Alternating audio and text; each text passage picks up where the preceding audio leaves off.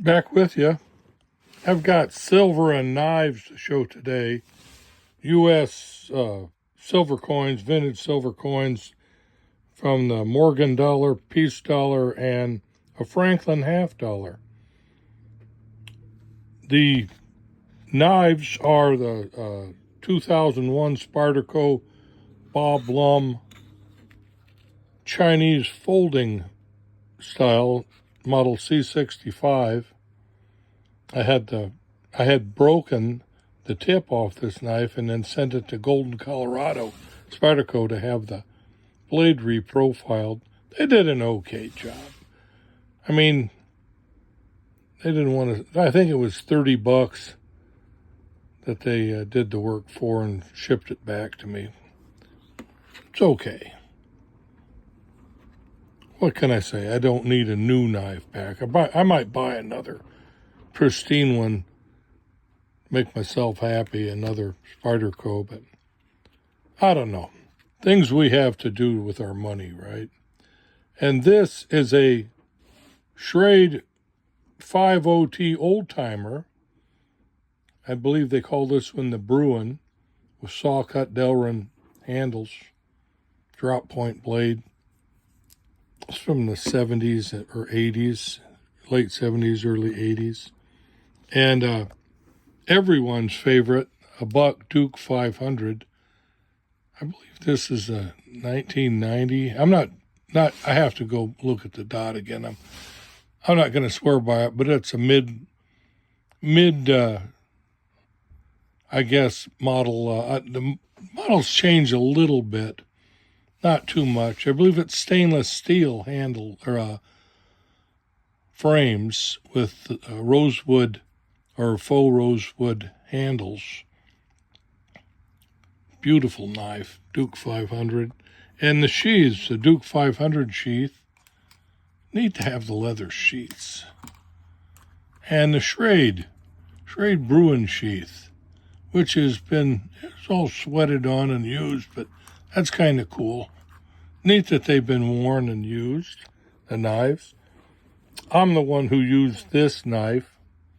I bought it, shocked myself into buying it. I believe it was $159.99 when I bought it in a gun store in Camarillo, California, and when I hadn't seen the $100 part of it, so I thought it was $59. I thought that was a lot of money, so I whipped out my business credit card for my weld shop, and I got this down and looked at the price with tax and everything. It took my breath away, but I bought it anyway and then used it. Yeah, I really like that Spyderco. Sweet knife. Good user, good memories to it. Coins. I don't know if many of you that watch my channel are into collecting coins, but the Morgan dollars, which is named after the coin, the artist that engraved the dies for the mint to punch out the Morgan dollar, or this was a Liberty dollar, they called it. Liberty Head dollar, 1878. First year it was minted. And they have a gigantic following worldwide. I mean, some of the years are rare. Some of the mints are rare, like the Carson City.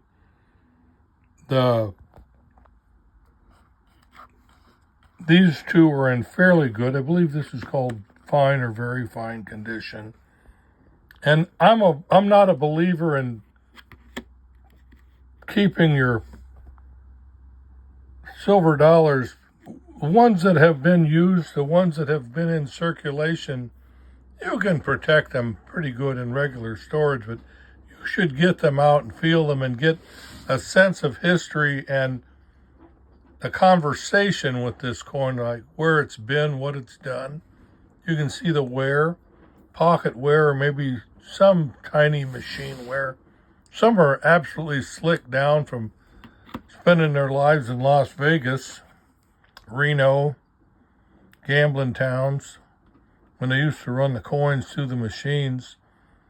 Back in the day when silver was actually an antibiotic, so you didn't really have to worry about disease transmission, although there's that from coin to coin, handled from people to people. You could pick up a disease or something.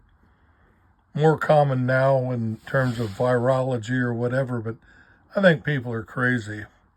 You should not just wash your hands, for goodness sake. Get the feel of the coin. And then there's the peace dollar, which was minted. They came up with the idea of minting and running another lot. I forget how many hundreds of millions they wanted to run, starting in 1921, to make the peace dollar. And I forget the name of the person who designed or engraved this particular design for the peace dollar. You notice the reason the eagle is resting and it's got olive branch instead of arrows under its talons, which is a symbol for peace. The eagle's not ready to fly and attack to some intruder, but it was a design, an idea.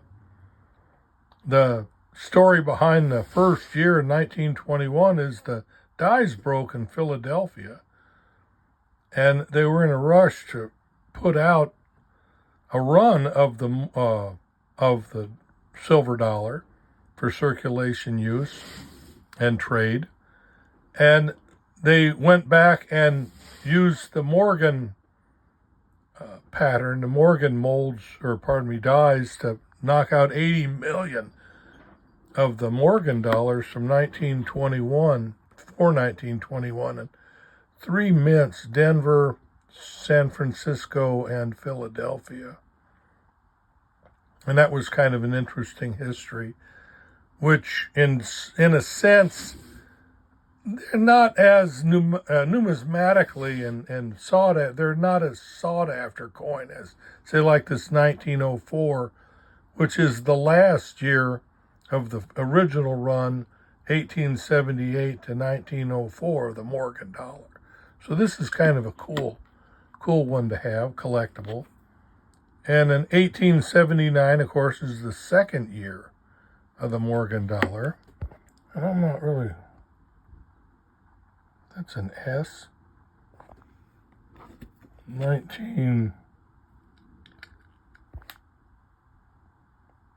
An S.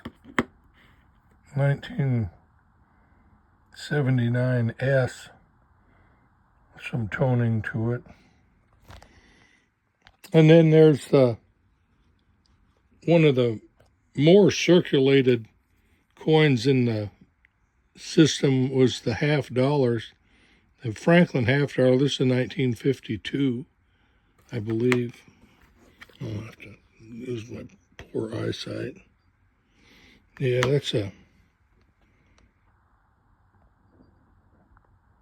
1952 Benjamin Franklin $50, 90% silver. All the circulation coins prior to 1964 were 90% silver. The dollar, $50, quarter, and dime. 90% silver, 10% copper on the coins.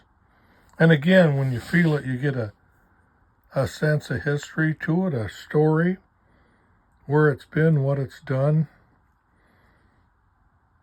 Yeah, when uncirculated perfect coins and stuff, I'm not really into that.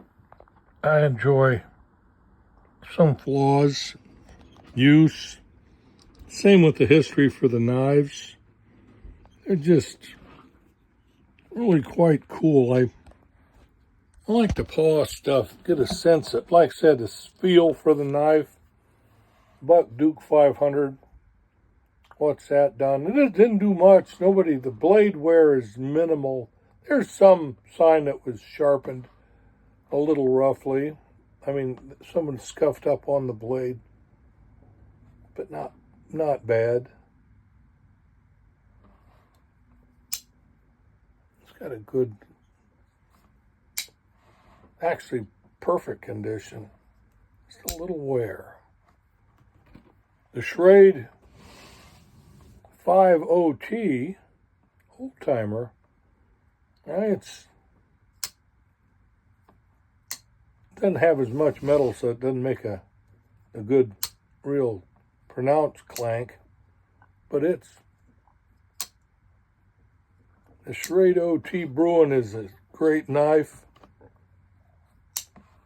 I'm a big lockback fan. Classic lockback fan, beginning with the buck knives. The liner lock design of the Spyderco has been solid. I never had to worry about this at all. The pivot's always been sweet.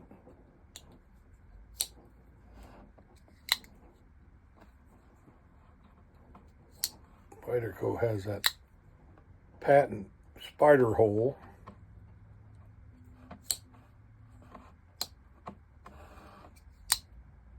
The serrated edge, some people don't like it. This particular model, which is serialized and numbered, this is number 837 out of, I think about 2,000 that they originally ran. And then I think about half of that was serrated, half of that was straight edge. But yeah, the history behind these Spydercos and Schrades and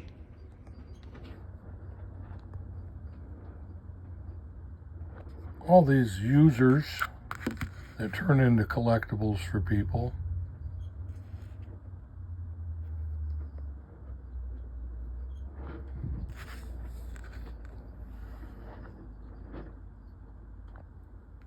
Those are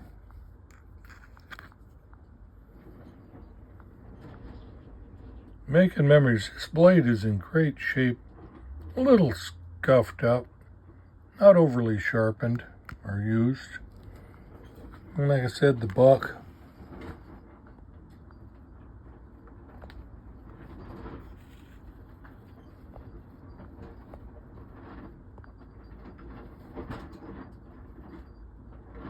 .500 OT. And you recognize the date, more power to you. And this is one of my favorites. They're all favorites in terms of usability. So the only knife that I use a carry clip for is this particular Spyderco Bob Blum. I always take those pocket clips off. I find them intrusive. Although the grip and handle feel of this knife, it folds right into the finger grooves, so it doesn't take up a lot of space in the palm. So like these pocket clips would be an impedance on one of these bucks, or the Schrade Bruin. And this one has the heft. Really neat.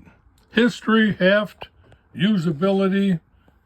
Like I said, the knives, the sheaths, the coins, they all talk to me. That's a good history behind everything. So, bless all you knife nuts and collectible guys. Remember that Jesus Christ loves you and that Jesus is the reason for the season. Have a Merry Christmas and be well.